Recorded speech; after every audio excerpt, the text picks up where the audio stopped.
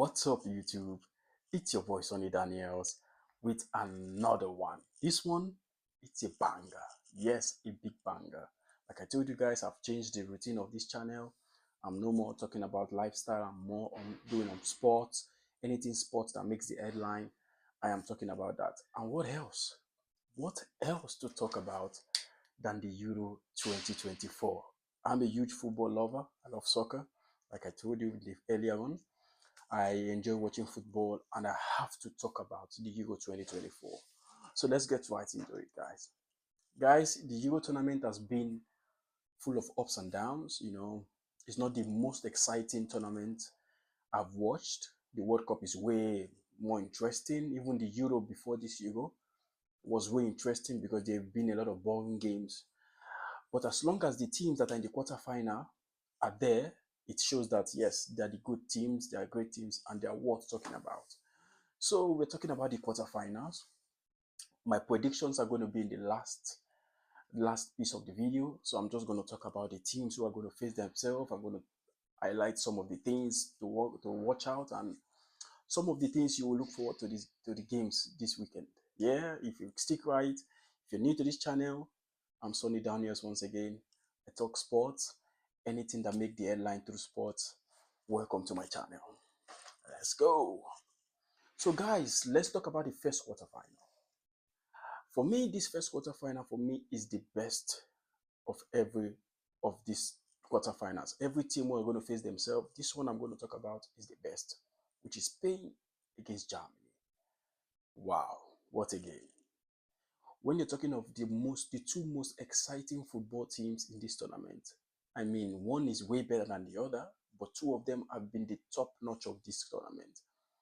Starting from the host country, Germany. Germany started with a very good first home game win against Scotland. They won 5-1, if I can remember, and they've been really, really dominant throughout the whole tournament. And they've pretty played good football. There's Jamal Musiala, come on, there is Florian Wirtz, there is Toni Kroos, who is never, his game is always improving. I don't know why he's retiring, but his game is always improving. We're talking about Ilkay Gundogan. That guy is really good. So the abilities to look forward in this German team, and I also think that this German side as well also has flaws. If you watch the last game they played, they were really, they were really, there were some things that they could have done better. Denmark tried their best. I felt Denmark should have done better because the way they played, they made sure that they put Germany to the least of their power. And I really enjoyed the game that day because I felt it made for the first time you feel like Germany was not superior, when you watch that game. And well, Germany has quality players, like I said, Jamal Musiala, that guy has been top for this tournament. He's the one to watch out for when it comes to Germany. He's very, very good with the ball. He's going to entertain you. I'm telling you, this match is not a boring match. This match is not going to be a boring match. You have Gundogan with the midfield maestro. You have Toni Kroos who's going to distribute the balls. You have Rudiger, who is supposed to be the best defender of this season.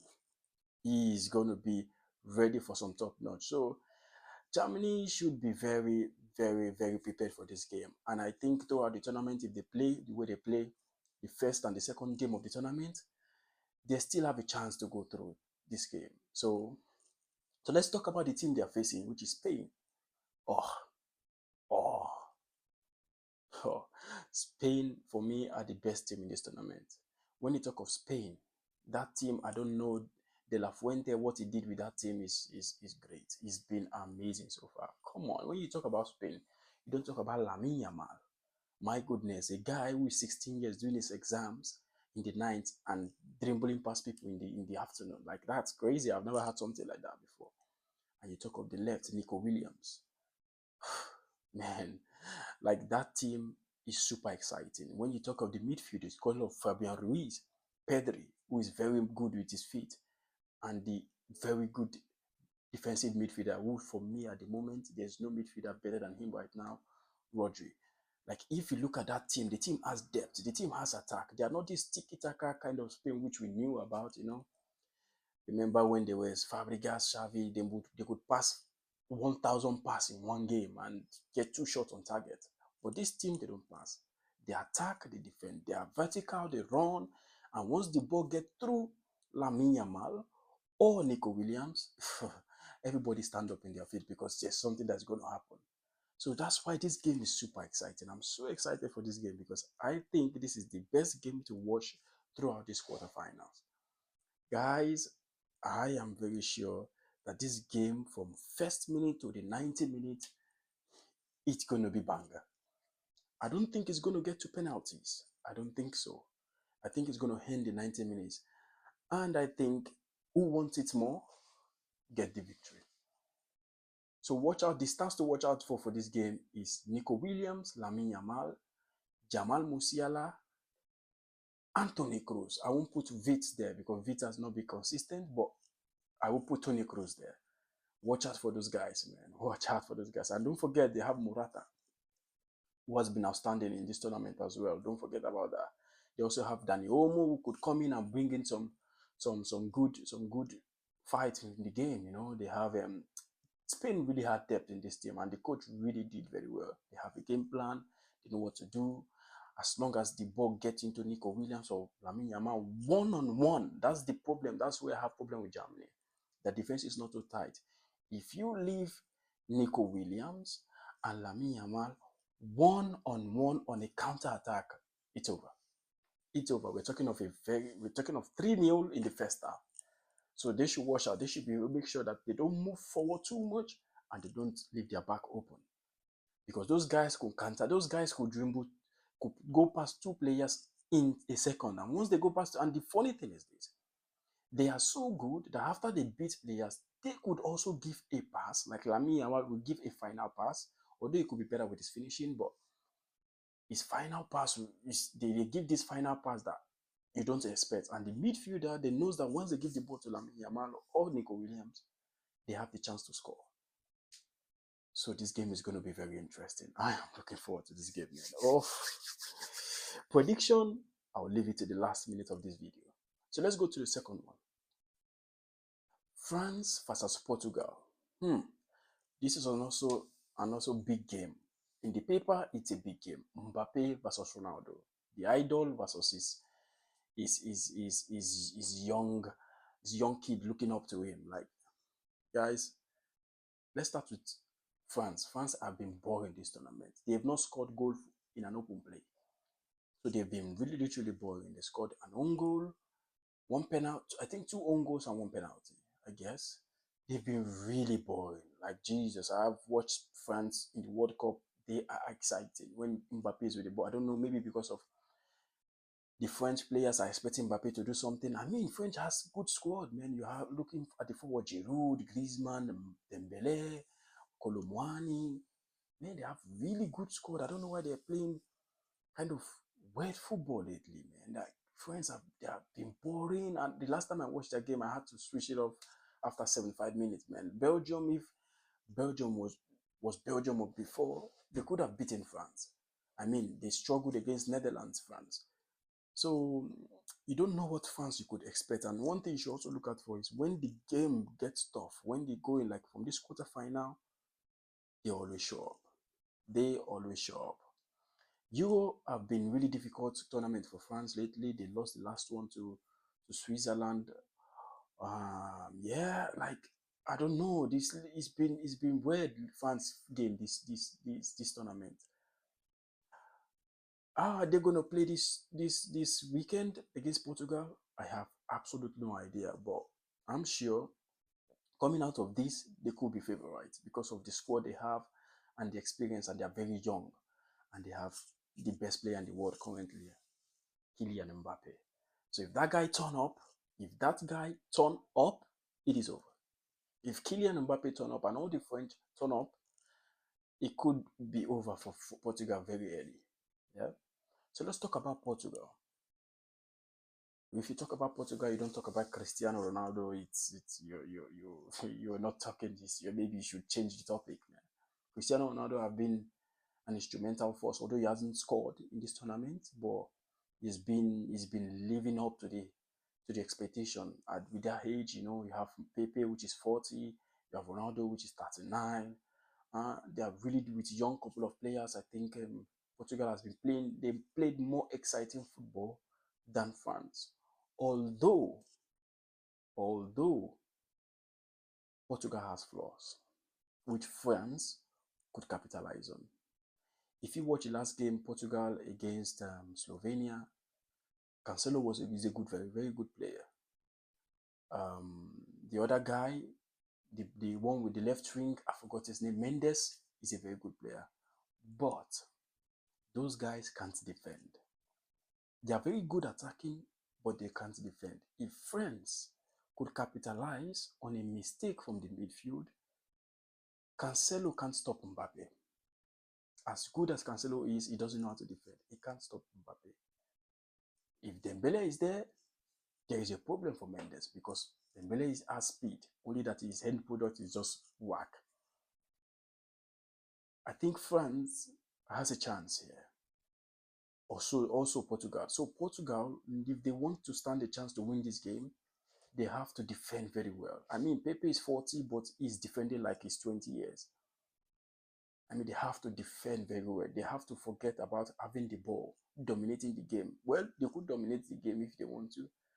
But if you dominate the game and forget what happened against Slovenia, remember at the 90, was it the extra time or 97 minutes that Pepe made a mistake and Slovenia had chance. Imagine if that thing happened against France and it was Mbappe with that opportunity. It is over, man. It is over. So Portugal has a chance, has a very big chance. Ronaldo being in that field could draw a lot of attention. He's good in the air. He's not been scoring, but he's been dangerous as well. So in the last game, although he missed the penalty, I don't know why he was crying. He shouldn't have. I know he has passion for the football, but those players are looking up to him. So hopefully he make up for his mistake and he score this time against France. And I still believe this game is a 50-50. There's no clear winner in this game because France haven't been. You don't know what kind of France you're going to meet against Portugal. But Portugal, they already know what they are playing. They are playing exciting football than France, but they are not strong as a side. So, and they could easily get frustrated. If France can frustrate them, those players will lose focus and they could carry the game. Yeah. So let's go to the third quarterfinal. England versus Switzerland. Whoever watched England in this tournament and haven't slept off in watching their game is just, I don't know, the fans are so loud. They could take over all the streets and you think England have Messi, Ronaldo, Pele, Maradona in the team. If the way they are shouting the fans of English team, the players play like that, then it will make sense. But the players are not even delivering. They are playing very boring game. But look at the players they have.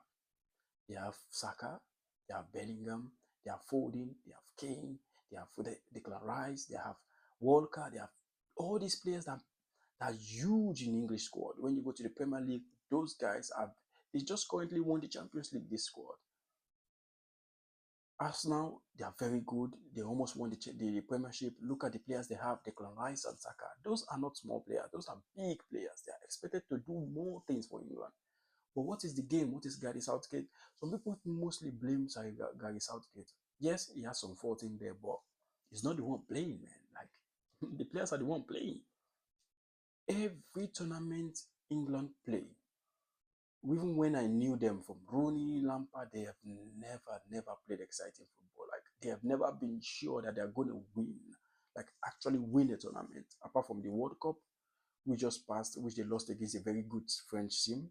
That's when they showed their game. But the one I'm seeing right now, I mean, they could do better. They could do better. Who am I going to call? I mean, Bellingham is a great player. He's been scoring last minute goals. I mean, if you watch, the football is not about last minute. Although the Madrid DNA is in him, he could turn up in the last minute and score. But football is all about moments, yes. But the whole 90 minutes, friend, the English team has been playing absolute nonsense. Imagine they played that against Switzerland. Switzerland is a very good side. Is a very good side. Careful for Switzerland because they are so good that they will really, really hurt England if England make any mistake. If they keep playing the way they play, if they don't turn up their game, I see Switzerland taking this. Yeah. So England, they need to change a lot. They need to change a lot. In the midfield, I don't know what they are doing. They have very good midfielders. I don't know how they act. I don't know what they need to change.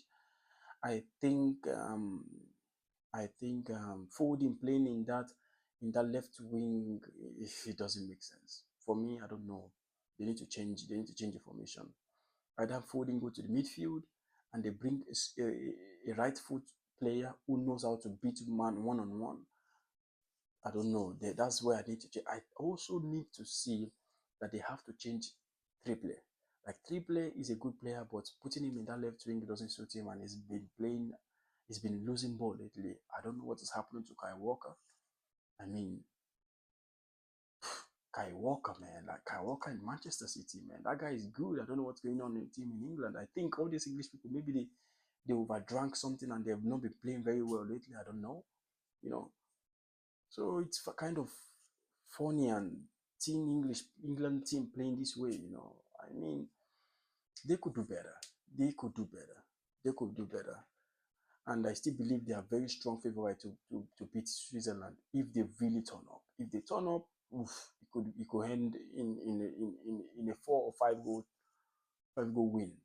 But if they keep playing the way they play, I see them not progressing. Switzerland, I didn't watch much of their game. I only watched once or twice. Maybe it's first half and second half of the other two games I watched, but not that much. They have really good style. They have good squad. Shaka, Shakiri has never. I don't know when that guy is going to retire, but he's been always there. They have Embolo. They have Vargas.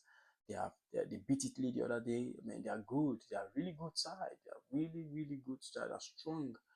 They are very well technical. They are technically strong. Like will be there. They will be there in front of you, and they are going to capitalize in every mistake England make.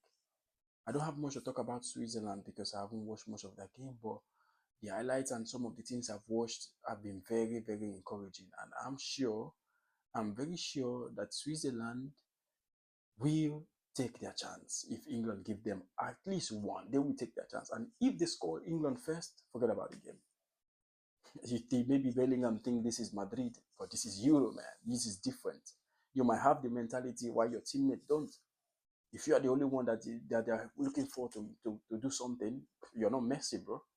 You're not Cristiano Ronaldo who could beat one or two players. If it is Messi or Ronaldo, yes, we will say, okay, they have. You're not even Mbappe. Yeah, you don't have Vinicius Junior in your team. So what are you talking about? I think Switzerland has a good squad, and I think Switzerland could put an upset here. I think strongly believe Switzerland could put an upset if they play very well, if they come out, if they don't fear, if they don't respect England, they move as they are moving lately. And the way they beat Italy was so easy, and you could look at the game and see that Italy didn't have any chance. So I believe I believe Switzerland can get the job done if they really turn up. So let's talk about the next one, which is Netherlands versus Turkey. Oh, that's a really good game. That is a really good game. That is a really good game. Netherlands Turkey is a really good game. Ah, I watched Turkey game against Austria. They didn't deserve to go through Turkey, to be honest with you. Apart from Spain, Germany, if you watch this tournament very well,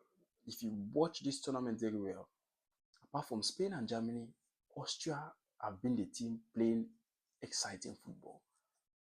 They attack, they defend, they attack, they defend, they attack, they defend. Their coach really gave them a good style of play in this tournament. I think what Turkey did against Austria is really what to be watched out for. Netherlands. If I was Netherlands, Turkey, they could score at any time, and once they score you first, it is over. It's like Greece in 2004. I mean, I was watching the game the other day.